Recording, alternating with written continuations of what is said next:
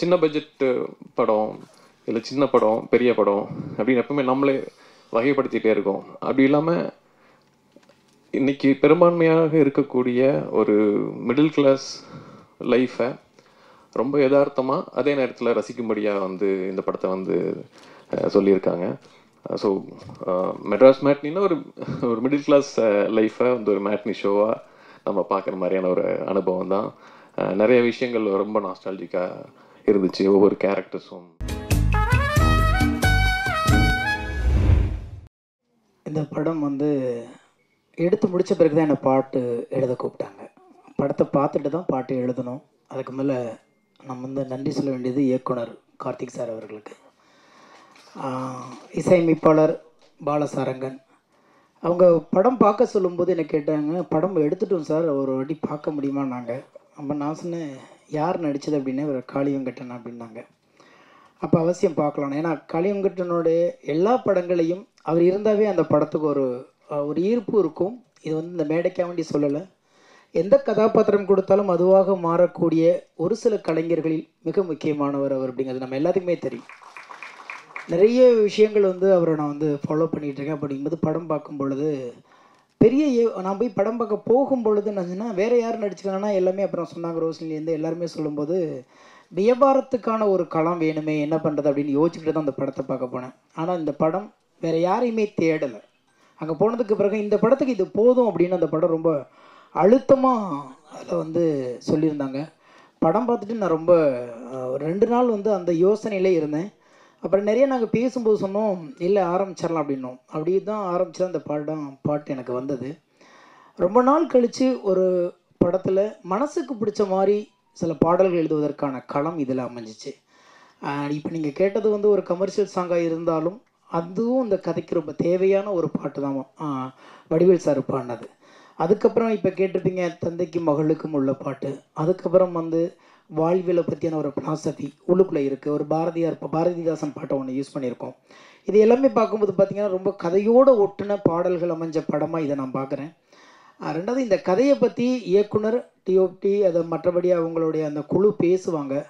இருந்தாலும் எனக்கு வந்து நிறைய படங்களை பார்த்துக்கிட்டே இருக்கோம். இன்றைக்கி நிறைய நமக்கு வாய்ப்புகள் கிடைக்கிது. ஓடிடியாக இருக்கட்டும், திரையரங்கமாக இருக்கட்டும், செல்ஃபோனில் இருக்கிற ரீல்ஸ் அல்லது ஷார்ட்ஸ் எது இருந்தாலும் எல்லாமே ஒரு குறும்படம் மாதிரி தான் நம்ம பார்த்துட்ருக்கோம். ஆனால் அந்த படத்தை பார்த்ததுக்கப்புறம் ஏன் இதை பற்றி யாருமே யோசிக்கலைன்னு தோணுச்சு எனக்கு. ஏன்னா நம்ம பக்கத்தில் கால சுற்றுற நிழலை பற்றி நம்ம கவலைப்படவே மாட்டோம். எங்கேயோ ஒரு நிழல் கிடைக்குதான்னு தேடி ஓடிட்டே இருப்போம். நம்ம நிழல் நம்மளை சுற்றிக்கிட்டே இருக்கும், அதை கவனிக்கிறது இல்லை. நம்மளுக்கு அந்த நிழலுக்கு ஒரு கதை இருக்கும், அதுக்கு ஒரு வேர்வை இருக்கும், அதுக்கு ஒரு ரணம் இருக்கும். அப்படி பக்கத்தில் செதறி கிடக்கிற எந்த இதுவுமே நம்ம கவனிக்காமல், பொதுவாக அது கூட இடையில ஒரு இன்டர்வியூவில் நான் சொல்லியிருந்தேன், ஆகாயம்னு சொன்ன உடனே நம்ம எல்லாருமே அண்ணாந்து தான் பார்க்குறோம். ஆகாயம் அண்ணாந்து பார்த்தா தெரியாது, இப்படி பார்த்தாவே தெரியும். ஏன்னா நம்மளுடைய பாதத்தோடைய அடிப்பகுதி மட்டும்தான் பூமியில் இருக்குது. நகக்கண்ணிலிருந்து ஆகாயம் தொடங்குகிறது. ஆகாயத்தில் தான் உடம்பே இருக்குது, பூமியோட பாதம் மட்டும்தான் பூமியில் இருக்குது. அப்போ ஆகாயனே தூரமாக இருக்கிறதா ஆகாயனே சொல்லி சொல்லி பழகி போன நமக்கு கதைனாவே கற்பனாவே நம்மளை தாண்டி ஏதோ ஒன்று யோசிக்கணும்னு நினைக்கிறோம். அப்படி இல்லை, நம்மளை சுற்றி பக்கத்தில் எக்கச்சக்கமான உணர்வுகள் பொதிந்த கதைகளும் மனிதர்களும் இருக்காங்கிறத ரொம்ப அழகாக சொல்லியிருக்காரு கார்த்திக் சார். இந்த படத்தில் நானும் ஒரு ஓரத்தில் இருக்கிறது வந்து நான் ரொம்ப பெருமையாக நினைக்கிறேன். இன்னும் சொல்லப்போனால் எனக்கு மனசுக்கு பிடித்த பாடல்கள் இதில் நிறைய வந்திருக்கு. கேளுங்க, ஆதரவு கொடுங்க. ரொம்ப சின்ன படம், ஆனால் ரொம்ப வலிமையான படம், உணர்வுகளை அழகாக பதிவு பண்ணுற படமாக இருக்கும். நிச்சயமாக உங்களுடைய ஆதரவு கொடுத்தீங்கன்னா இந்த மாதிரி நிறைய சின்ன படங்கள் வரும். காளி வெங்கடனை உங்கள் பசிக்கு இன்னும் நிறைய தீனி தேவைப்படுகிறது, திரையுலகம் கொடுக்கும் என்ற நம்பிக்கை எனக்கு இருக்கிறது. வாழ்த்துக்கள். மெட்ராஸ் மேட்னியை ட்ரீம் அரியர் பிக்சர்ஸ் நிறுவனத்து மூலமாக வெளியிடுறதில் ரொம்ப மகிழ்ச்சி. இன்றைக்கி சினிமா, தமிழ் சினிமா நிலையமாக மொத்தம் இந்திய சினிமாவும் ஒரு முக்கியமான ஒரு காலகட்டத்தில் இருக்குதுன்னு நினைக்கிறேன். ஒரு இடைப்பட்ட நேரத்தில் நமக்கு இருந்த சில பிஸ்னஸ் அட்வான்டேஜஸ் வந்து நம்மளுடைய சுறுசுறுப்பை கொஞ்சம் குறைச்சிருச்சுன்னு சொல்லலாம். ஒரு மாதிரி நல்ல நிழலில் இருந்தவங்களுக்கு திடீர்னு மார்க்கெட் சினாரியோலாம் மாறி எல்லோரும் எந்திரிச்சு நிழலை தேடி ஓடுற மாதிரியான ஒரு சினாரியோ இப்போது லாஸ்ட் ஒரு 1 இயராக இருக்குது. யார்கிட்ட பேசினாலும் ஒரு சின்ன குழப்பம் ஒன்று நான் பார்க்குறேன். இது இண்டஸ்ட்ரி எப்படி போகும், பிஸ்னஸ் எப்படி இருக்கும் அப்படின்னு.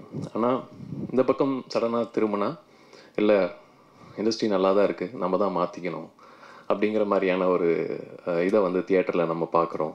இங்கே ஓடக்கூடிய படங்கள் மக்கள் இன்னும் தியேட்டருக்கு நிறைய வந்து படம் பார்க்குறாங்க, நல்ல படங்களை சப்போர்ட் பண்ணுறாங்க அப்படிங்கிற ஒரு நம்பிக்கை இருக்கிற கட்டத்தில் ஒரு எல்லாரும் ஒரு படம் ஆரம்பிக்கிறப்போ இந்த படம் மிகப்பெரிய வெற்றி பெறணும், நமக்கு ஒரு அங்கீகாரம் கிடைக்கணும், நம்மளுடைய கனவு நிறைவேறணும், நிறைய பணம் சம்பாதிக்கணும், பேர் சம்பாதிக்கணும், இது மாதிரி நிறைய ஒவ்வொருத்தருக்கும் ஒவ்வொரு மாதிரியான விஷயத்தோட ரொம்ப பாசிட்டிவாக தான் ஆரம்பிக்கிறோம்.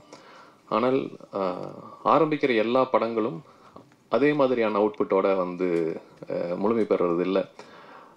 அது ரொம்ப சிக்கலான ஒரு விஷயம். அதுக்கு நிறைய வெவ்வேறு விதமான கலைஞர்களுடைய என்ன சொல்கிறது, ஒரு சரியான ஒரு பொருத்தமான ஒரு ஒர்க் ஒன்று தேவைப்படுது. அந்த ஒர்க்கு நல்லபடியாக அமைஞ்ச ஒரு படமாக நான் மெட்ராஸ் மேட்னி படத்தை நான் பார்க்குறேன். ஏன்னா தனிப்பட்ட ஒருத்தரை வந்து நம்ம இந்த படத்தில் வந்து இல்லை இவங்களோட ஒர்க்கு தான் பெஸ்ட் அப்படின்னு நம்ம சொல்லிட முடியாது. ஒவ்வொருத்தருடைய ஒர்க்கும் ரொம்ப இலகுவாக அந்த படத்தை தாண்டி இல்லாமல் எல்லாமே படத்துக்குள்ளே இருக்கிறது இந்த படத்தினுடைய ஒரு பெரிய அட்வான்டேஜ். நம்ம நிறைய படங்கள் பார்க்குறோம், இது வந்து இந்த படத்தினுடைய நம்மளை நினச்சிக்கணும் அப்படின்னு சொல்லிட்டு பார்க்குறோம். அப்படி பார்க்குறப்போ ஒவ்வொரு படத்துக்கும் நம்ம இந்த படத்தை பண்ணுறப்போ இது சரியான படமாக இருக்கணும், ஒரு சரியான படத்தை தேர்ந்தெடுத்து பண்ணுறீங்கிற ஒரு பேர் வரணும் அப்படிங்கிறதுக்காக நம்ம நிறையா பண்ணுறோம். அந்த விதத்தில் இந்த படம் பார்த்த உடனே தோணுச்சு, இல்லை இந்த படத்தை நம்ம டிஸ்ட்ரிபியூட் பண்ணணும் அப்படின்னு சொல்லிட்டு. அதுக்கு விஷுவலாக ஆகட்டும், இந்த ஸ்டோரி ஆகட்டும், ஏன்னா சின்ன பட்ஜெட்டு படம் இல்லை சின்ன படம் பெரிய படம் அப்படின்னு எப்பவுமே நம்மளே வகைப்படுத்திகிட்டே இருக்கோம். அப்படி இல்லாமல் இன்னைக்கு பெரும்பான்மையாக இருக்கக்கூடிய ஒரு மிடில் கிளாஸ் லைஃப்பை ரொம்ப யதார்த்தமாக அதே நேரத்தில் ரசிக்கும்படியாக வந்து இந்த படத்தை வந்து சொல்லியிருக்காங்க. ஸோ மெட்ராஸ் மேட்னின்னா ஒரு ஒரு மிடில் கிளாஸ் லைஃப்பை வந்து ஒரு மேட்னி ஷோவாக நம்ம பார்க்குற மாதிரியான ஒரு அனுபவம் தான். நிறைய விஷயங்கள் ரொம்ப நாஸ்டாலஜிக்காக இருந்துச்சு. ஒவ்வொரு கேரக்டர்ஸும் நம்ம வாழ்க்கையில் நம்ம பார்த்த கேரக்டர்ஸை திரும்பி பார்க்குற மாதிரி இருந்துச்சு. அதை திரு கார்த்திகேயன் மணி அவர்கள், ஏன்னா இது வந்து ஒரு தமிழ் படம் எல்லாமே ஒரு இன்டர்நேஷ்னல் படம் சொல்லலாம். ஏன்னா இதில் இன்டர்நேஷ்னல் ப்ரொடியூசர்ஸ் எல்லாம் இன்வால்வ் ஆகிருக்காங்க. ஸோ ஒரு 2 தயாரிப்பாளர்கள் இதில் வந்து அவங்க ஆல்ரெடி ஹாலிவுட் படங்களை எடுத்தவங்க தான். ஆனால் அவங்க மொத்தமாக இது வரைக்கும் அவங்க படம் பார்த்துட்டு இருக்காங்களா? ஓ பரவாயில்ல. ஏன்னா முழுசாக அவர் திரு கார்த்திகேயன் அவர்களை நம்பி அவர் ஒப்படைச்சிருக்காரு. அதே மாதிரி அவருடைய டீமுக்கு இந்த படத்தை நம்பி ஒப்படைச்சிருக்காரு. 2000 ரூபா தான் குறைச்சி மிச்சம் பண்ணி கொடுத்துருக்காங்க. பட் ஒரு படம் நல்லா வர்றது அவ்வளோ சந்தோஷமான விஷயம். ஏன்னா அதுலேருந்து அந்த படத்துலேருந்து ஒரு நல்ல ஒரு 3-4 மிக குறிப்பிடக்கூடிய நல்ல நடிகர்கள் வந்து வருவாங்க. அவங்க தமிழ் சினிமாவுக்கு ஒரு நல்ல கலர் கொடுப்பாங்க. அதே மாதிரி டெக்னீஷியன்ஸ் வருவாங்க. I feel Anand will be one of the notable cameraman அப்படின்னு அப்படி இருப்பாருன்னு நான் நம்புகிறேன். ஸோ அந்த வகையில் அபிஷேக் எழுதி கொடுத்த எல்லாமே பேச முடியல, பட் ஓரளவுக்கெல்லாம் பேசியிருக்கேன்னு நினைக்கிறேன். அண்ட் இதில் நடிச்சிருக்கிற ஒவ்வொரு ஆர்டிஸ்ட்டுக்கும் என்னுடைய வாழ்த்துக்கள், எல்லா டெக்னீஷியனுக்கும் நான் வாழ்த்துக்கள் நான் தெரிவிச்சுக்கிறேன். அண்டு ஸ்னேகன் சார், உங்களோட ஒர்க்கு ரொம்ப அருமையாக இருந்துச்சு. அண்டு பாலசாரங்கன் அவரோட ஒர்க்கு ரொம்ப நல்லா இருக்குது.